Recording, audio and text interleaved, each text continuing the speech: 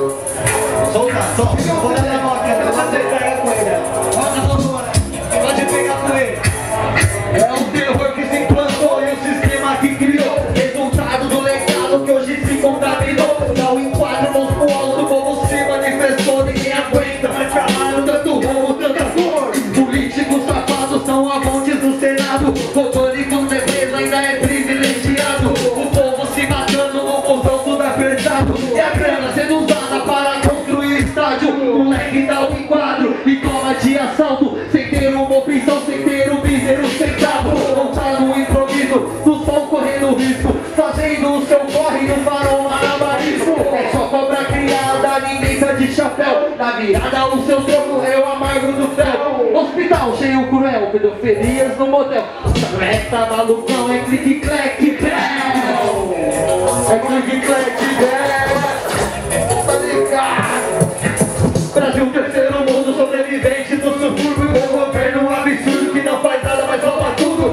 América Latina, um país tropical. Rap real, vida desigual, onde a mudança não volta é fatal. Brasil, terceiro mundo, sobrevivente do subúrbio. Um governo absurdo que não faz nada, mas rouba tudo. América Latina, um país tropical. Rap real, vida desigual, onde a mudança não volta é fatal. As marcas que passou, a Blazer já deixou. Vários envolvidos do crime Zorobô. Subiu, ninguém viu que a quebrada tá assim. Onde banco está no caos, não, eu vi o nariz. Meu mano foi mais um que o sistema já levou. Se não tá pelo certo, vai sentir o amargor. A mãe é que chora nos becos e vielas. Só resta pela alma, assim nem uma vela. Brasil, terceiro mundo, pouca opção.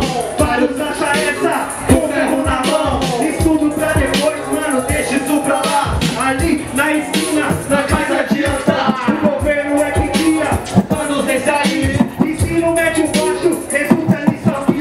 Miséria só lamento, é triste dizer. A próxima vítima sou eu ou é você. Sou eu, é você.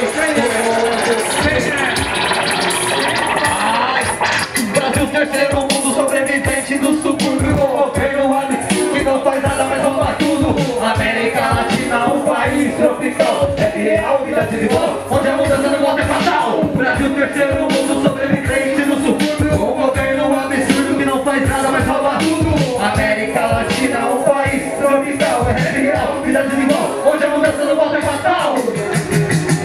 Com bombas atômicas em cima do meu cérebro.